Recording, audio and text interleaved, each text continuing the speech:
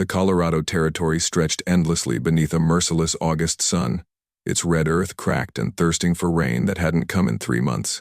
Jack Whitmore wiped the sweat from his weathered brow as he surveyed his dying ranch from the shade of his cabin's sagging porch. At 42, he looked older. Years of backbreaking labor, failed crops, and mounting debts had carved deep lines around his green eyes and turned his brown hair prematurely gray at the temples. His cattle, what few remained, clustered around the nearly dry creek bed that meandered through his property like a snake's skeleton. The banknote in his shirt pocket crinkled when he moved, a constant reminder that he had 30 days to make a payment he couldn't afford, or lose everything he'd spent 15 years building. His wife Sarah's grave marker stood lonely on the hill behind the house, surrounded by the withered remains of the wildflowers she'd loved so much. She'd been gone 2 years now, taken by the fever, and sometimes Jack wondered if he was just waiting to join her. The sound of his horse nickering nervously broke through his melancholy thoughts. Old Buck was staring toward the eastern ridge, his ears pricked forward in alert attention. Jack followed the animal's gaze and saw dust rising in the distance, riders approaching, and from the way they moved, they were in a hurry. As the riders drew closer, Jack recognized them as members of the local militia, led by Captain Morrison, a man whose hatred for the local Indian tribes was matched only by his love of whiskey and violence. The 6 men who rode with him were cut from similar cloth settlers who'd lost family or property to raids, men whose grief had curdled into something hard and bitter. "Whitmore," Captain Morrison called out as the group thundered into the yard. "You seen any sign of Indians passing through? We're tracking a war party that hit the Hendricks place yesterday. Killed Tom, burned the barn, ran off with some livestock." Jack shook his head, stepping down from the porch. "Haven't seen anyone, Captain. Sorry to hear about Tom. He was a good man." Morrison spat tobacco juice into the dust, his pale eyes scanning the horizon. "They're out there somewhere, probably holed up in them canyons to the north. We aim to find them and make them pay for what they done." One of the other riders, a young man named Pete Garrison, whose farm bordered Jack's to the south, leaned forward in his saddle. "Jack, you best be careful out here alone. These savages are getting bold, attacking in broad daylight. Maybe you should come into town until we get this sorted." "I appreciate the concern, Pete, but this is my home. I won't be run off by fear." Morrison's expression suggested he thought Jack was a fool, but he nodded curtly.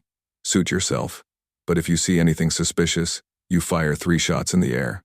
We'll come running." The posse rode off in a cloud of dust and righteous anger, leaving Jack alone with his thoughts and the oppressive heat. He'd never had much truck with the Indian troubles that plagued other parts of the territory.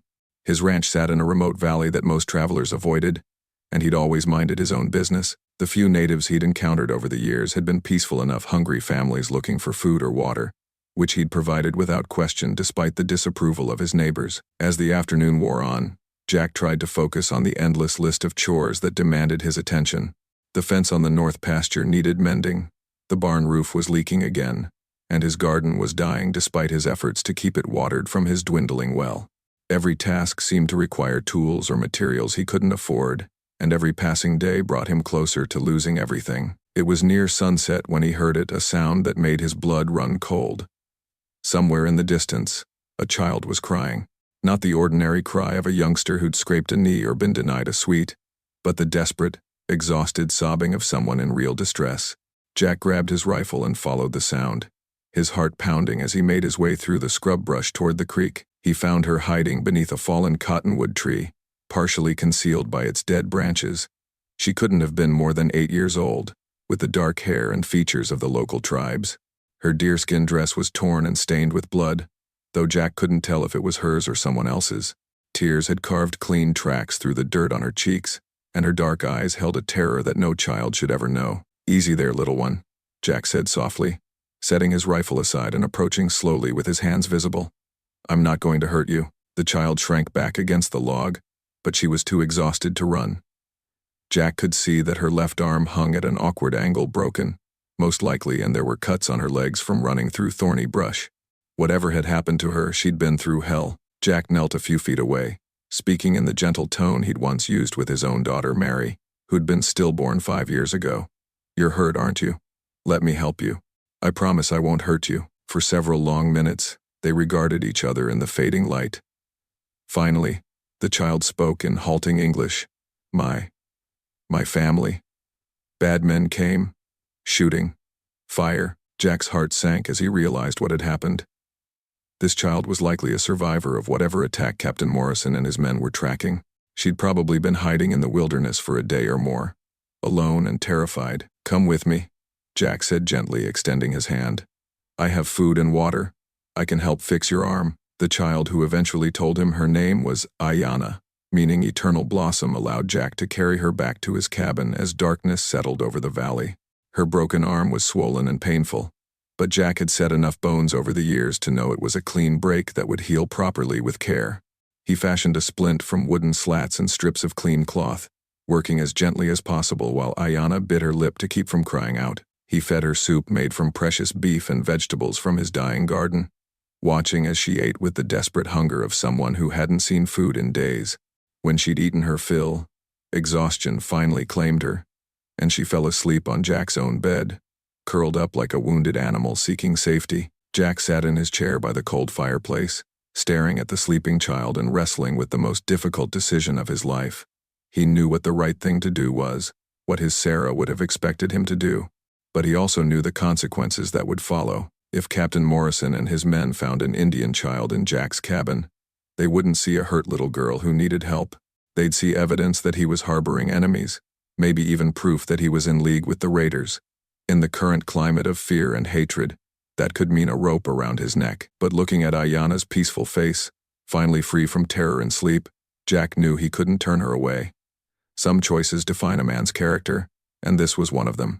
Whatever the cost, he would protect this child until he could find a way to return her safely to her people. The next morning brought new challenges.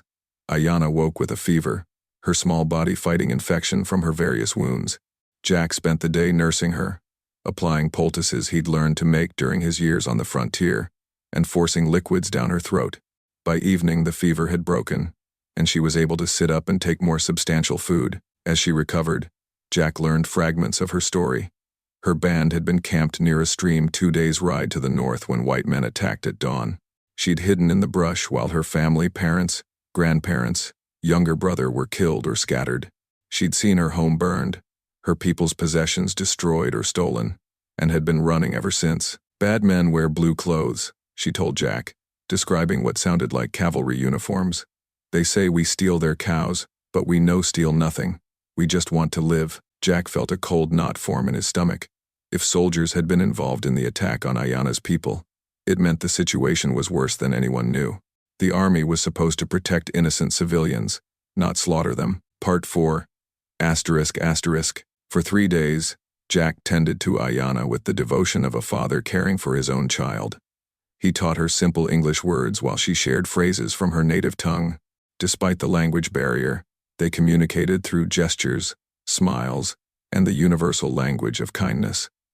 Her arm was healing well, and the cuts on her legs were closing cleanly, but Jack knew this peaceful interlude couldn't last forever. His neighbors would eventually notice his absence from town, and Captain Morrison's men were still scouring the territory for any sign of hostile Indians.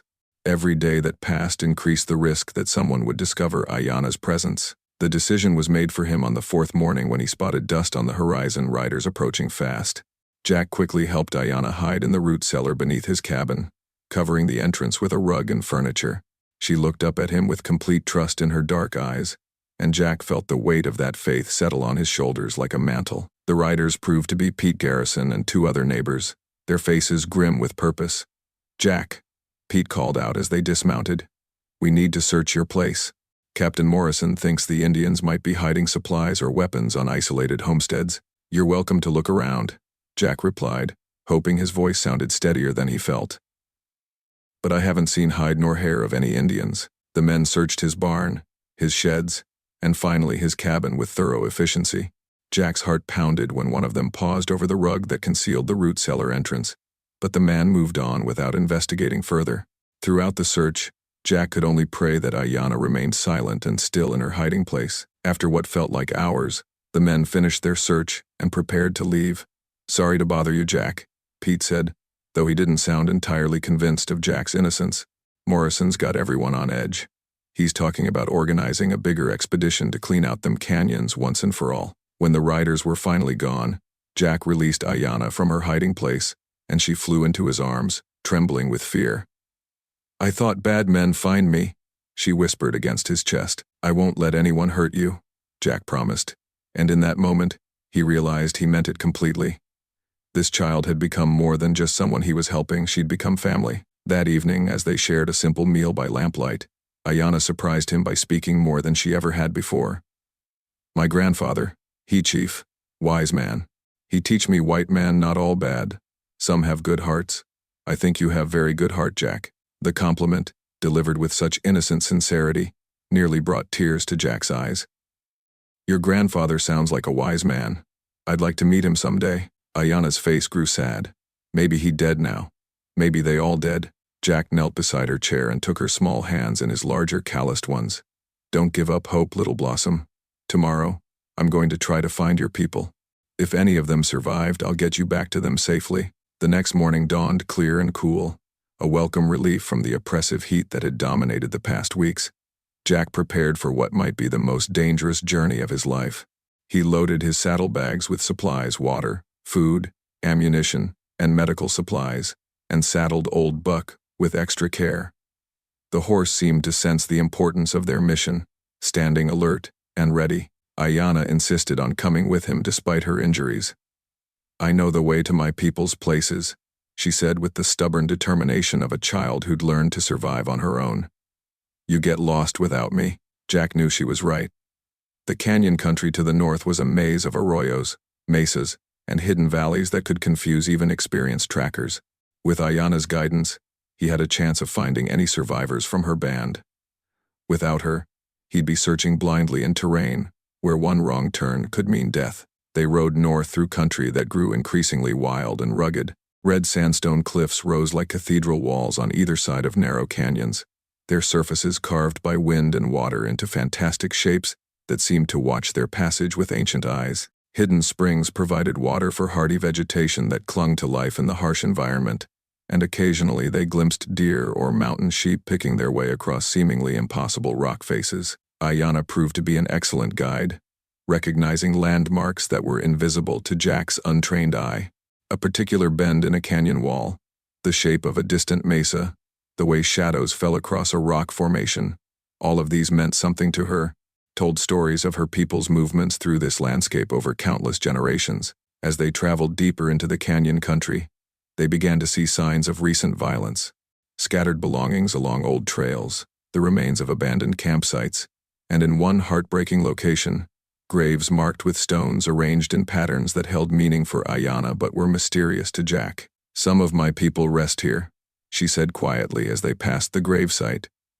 The spirits will guide them to the next world. By afternoon, they'd reached what Aiyana identified as one of her band's traditional gathering places, a hidden valley with a year-round spring and enough grass to support horses and game. But the valley was empty except for the wind and the cry of a red-tailed hawk circling overhead. Jack was beginning to think their search was hopeless, when Aiyana suddenly stiffened in the saddle in front of him. Someone watching us, she whispered. In the rocks above, Jack's hand moved instinctively to his rifle, but before he could draw it, figures began emerging from concealment among the canyon walls. Warriors on foot, armed with traditional weapons and a few old rifles, their faces painted for war. Jack counted at least a dozen, probably more hidden where he couldn't see them. The warriors surrounded them with the fluid efficiency of men who knew this terrain intimately. Their leader, a tall man with graying hair and scars that spoke of many battles, approached cautiously. When he spoke, it was in the native language, directed at Aiyana. The child responded rapidly, tears streaming down her face, and Jack watched the warrior's expression transform from suspicion to amazement, to something approaching reverence as he looked at Jack. The warrior leader, whom Aiyana introduced as her uncle, Black Hawk, spoke enough English to communicate with Jack, though their conversation was halting and filled with gestures. What Jack learned filled him with both relief and sorrow. Some members of Aiyana's band had survived the attack, but they were scattered and hiding in the deepest canyons, afraid to show themselves for fear of triggering more violence. My brother, her father, he is dead, Black Hawk said, his voice heavy with grief. Her mother, her grandmother, her little brother, all dead. We think she is dead too, until now. The reunion between Aiyana and her surviving relatives was heart-wrenching. Old women who had thought they'd lost their last link to the future wept as they held her, while warriors who had prepared themselves for a life of endless warfare allowed hope to creep back into their eyes. This one small life, preserved against all odds, represented the continuation of their people. But Jack quickly realized that his rescue of Aiyana had created a situation none of them had expected. In the eyes of her people, he had done more than save a child's life. He had preserved their future, their bloodline, their hope for survival. Such an act created obligations and bonds that transcended the racial hatred consuming the territory. Blackhawk explained through a mixture of English, gestures, and Aiyana's translation that according to their customs, Jack had become more than a friend. He was now considered family, with all the rights and responsibilities that entailed. But I can't stay here, Jack protested, though part of him was tempted by the idea of disappearing into these hidden canyons forever. I have a ranch, obligations, and if people find out I've been helping you, it could bring more trouble down on your heads. Blackhawk nodded gravely. We understand. But you have shown honor when others show only hatred. This must be repaid. The tribal elder who had survived the attack, Aiyana's great-grandfather, a man so old he seemed carved from the living rock itself, approached Jack with something wrapped in soft deerskin.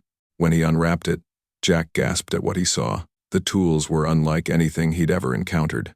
Each piece had been crafted with a skill that bordered on artistry, their surfaces bearing intricate engravings and inlays of different metals that seemed to shimmer in the afternoon light. There was a hammer whose head was perfectly balanced and whose handle fit his grip as if it had been made specifically for his hands. A set of chisels of varying sizes, each one sharp enough to split hair, measuring tools of incredible precision, metalworking implements that made his crude blacksmith equipment look like children's toys. These belong to my grandfather's grandfather, Blackhawk explained. Made by the ancient ones, the people who came before us. They have power beyond what white men understand. With these tools, a man can build anything he dreams, fix anything that is broken, create beauty from the roughest materials. The old man spoke at length in his native language while Aiyana translated, her eyes wide with the importance of what was being said. Great-grandfathers say these tools very special. They made by the first people, the ones who built the great houses and the cliff walls. The tools have spirit power. They make everything stronger, better, last longer. But they only work for man with good heart. Man who help others before himself. Jack stared at the tools, understanding instinctively that he was being offered something far more valuable than their obvious monetary worth. These were sacred objects, passed down through generations, imbued with the hopes and skills of countless craftsmen. I can't accept these, he said, though his hands trembled with the desire to hold them. They're too precious, too important to your people. The old man seemed to understand Jack's English better than he'd let on, because he smiled and spoke directly to him in slow, careful words. Tools. Made to be used, not to sit in darkness. You. Save our future. We give you. Tools to build yours. Blackhawk placed a weathered hand on Jack's shoulder. My grandfather has never been wrong about a man's character. If he says you are worthy of these gifts, then the spirits themselves have marked you as someone special. As the sun began to set over the canyon walls, painting the rock faces in shades of gold and crimson, the surviving members of Aiyana's band gathered to perform a ceremony that Jack sensed was both rare and sacred. They spoke of ancient agreements, of bonds between peoples that transcended the current conflicts, of responsibilities that linked the past to the future. Aiyana pressed close to Jack as the ceremony continued, her small hand finding his. They say you are now part of our family, she whispered. They say the tools will help you become great builder, help you fix what is broken in the world. When the ceremony concluded, Jack found himself the possessor of not just incredible tools, but of knowledge that the tribal craftsmen shared freely. Techniques for working metal that had been perfected over centuries, methods for building structures that could withstand the harshest weather, secrets for creating beauty and durability that white craftsmen had never imagined. But more than the tools and knowledge, Jack received something else: acceptance into a community that valued honor above wealth, wisdom above power, and the welfare of future generations above immediate gain. As night fell over the hidden valley, Jack knew that his life had been forever changed. The lonely rancher who had started this journey was gone, replaced by a man who understood his place in a larger community. His responsibility to use his gifts not just for personal gain, but for the benefit of all those whose lives he touched. Jack spent 3 more days in the hidden canyon, learning not just the practical use of his new tools, but the philosophy behind them. The tribal craftsmen taught him that every object they created was meant to serve multiple generations, that true skill lay not in working quickly, but in working with such care and precision that the results would outlast the maker. White men build fast, build cheap, build to throw away, explained Standing Wolf, the band's master craftsman. We build to honor the materials, to honor the hands that will use what we make, to honor the children who will inherit our work. Jack practiced with the tools under Standing Wolf's patient guidance, amazed at how they seemed to respond to his touch. The ancient hammer struck with perfect balance and power. The chisels bit into metal with surgical precision, and the measuring instruments revealed flaws and possibilities he'd never noticed before. But it was Aiyana who provided the most profound lesson. On his final morning in the canyon, she presented him with a small carving she'd made using a miniature version of the sacred tools, a tiny wooden horse that captured the spirit of his faithful buck, with just a few simple lines. "My great-grandfather teach me," she said proudly. "He say the tools not just for making things, but for making things with love. When you build with love, what you make has power to help people. Make them happy, keep them safe." The parting was difficult for both Jack and Aiyana. She had lost so much already, and clinging to the one person who had shown her safety and kindness was natural. But both of them understood that she belonged with her people, and that Jack had his own path to follow. "Will I see you again?" she asked as Jack prepared to leave. "I don't know, little blossom," Jack replied honestly. "But I promise you this, I'll use these gifts to help people, the way you helped me remember what's important in life." Black Hawk provided Jack with a detailed map showing safe routes through the canyon country, as well as locations where messages could be left if communication became necessary. "Our peoples are at war," he said gravely, "but you and I, we are family now. That bond survives even when nations fight." The journey back to Jack's ranch took 2 days, but it felt like a lifetime. Every mile brought him closer to his old life, but he was no longer the same man who had left. The sacred tools seemed to hum with potential energy, and his mind buzzed with plans for how he might use them. When his cabin finally came into view, Jack was surprised to see smoke rising from the chimney and a horse he didn't recognize tied to his porch rail. His hand moved instinctively to his rifle, but as he drew closer, he recognized the visitor, Dr. Samuel Harrison, the territorial physician who traveled between the scattered settlements. "Jack," Dr. Harrison called out as he emerged from the cabin. "I've been waiting for you. There's something we need to discuss." Dr. Harrison was a man of education and principle, one of the few people in the territory who had tried to maintain neutrality in the growing conflict between settlers and Indians. He'd treated wounded from both sides without regard to race, earning him respect from some quarters and suspicion from others. "I've been hearing disturbing reports about military actions in the northern canyons," Dr. Harrison said without preamble as Jack unsaddled Buck. "Attacks on non-combatant native settlements, including women and children. I was hoping you might have heard something that could help me understand what's really happening." Jack chose his words carefully. "I've heard rumors, but nothing specific. Why do you ask?" Dr. Harrison's expression was troubled. "Because I was called to treat wounded soldiers 3 days ago, men who were claiming they'd been in a legitimate military action against hostiles.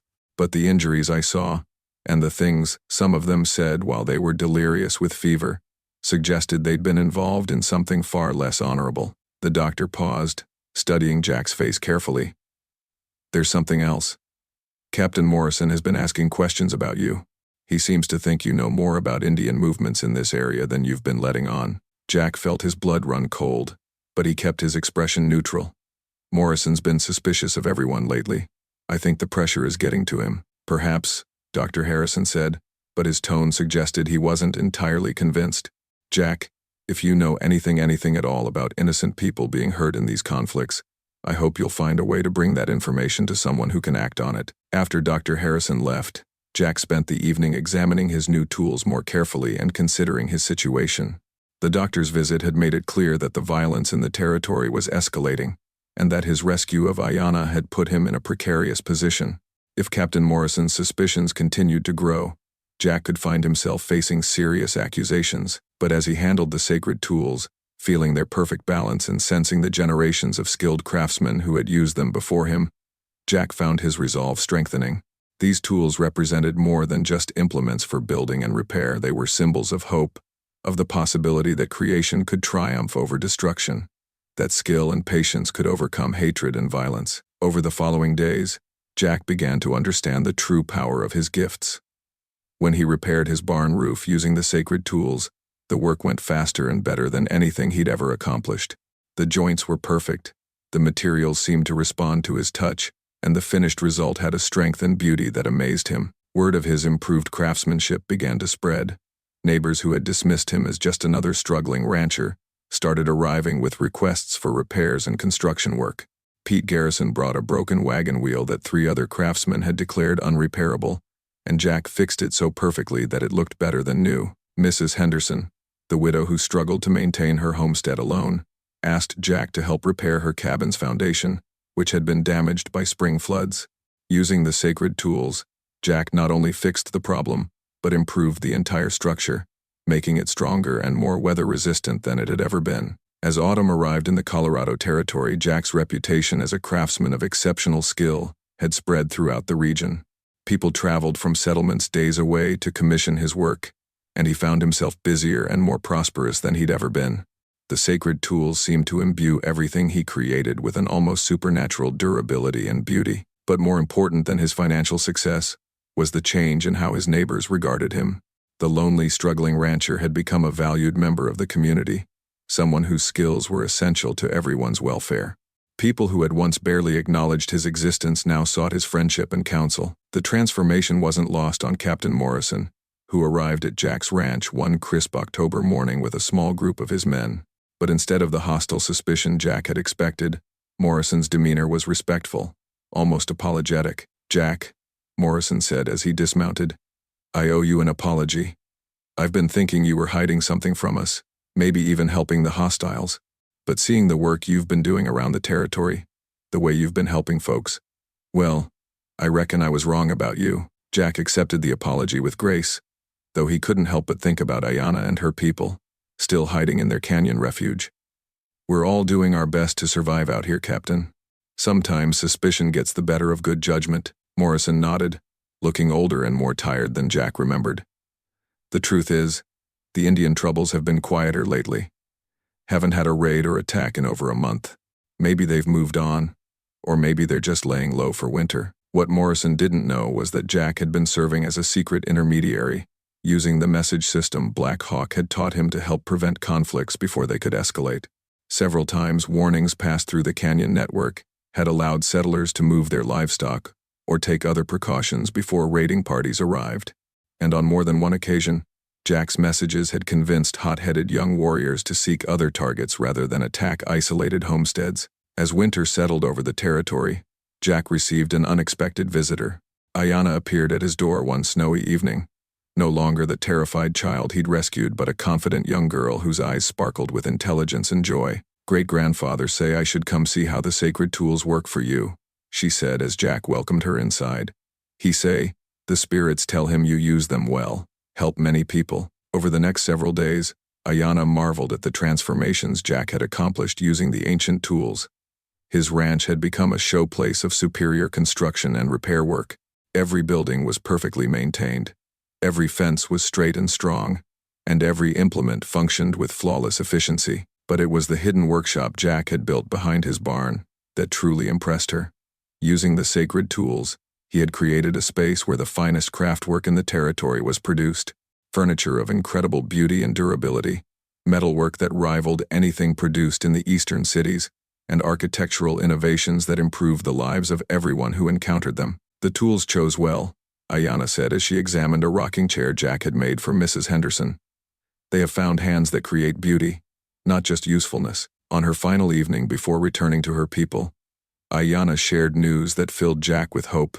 The various scattered bands were slowly reuniting in the deep canyons, and under Black Hawk's leadership, they were adapting to their new circumstances.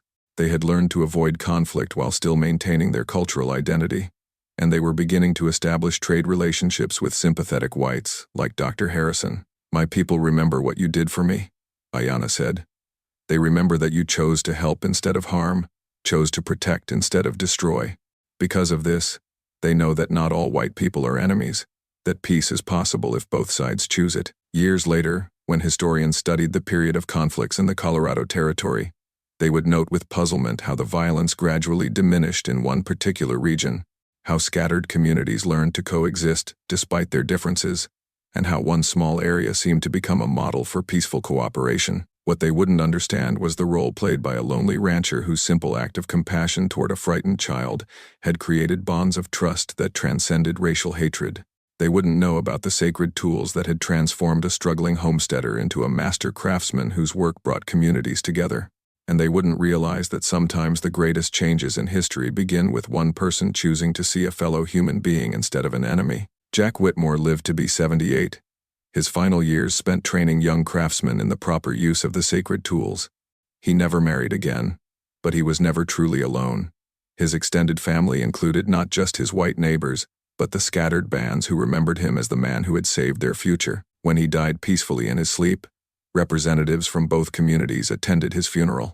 The sacred tools were passed on according to his wishes to a young man of mixed heritage, whose very existence symbolized the possibility of two peoples becoming one. Aiyana, by then a respected elder and peacemaker in her own right, spoke at Jack's memorial service about the power of simple kindness to change the world. He saw a child in need, she said, not an enemy to be feared. He chose to help, not because it was easy or safe, but because it was right.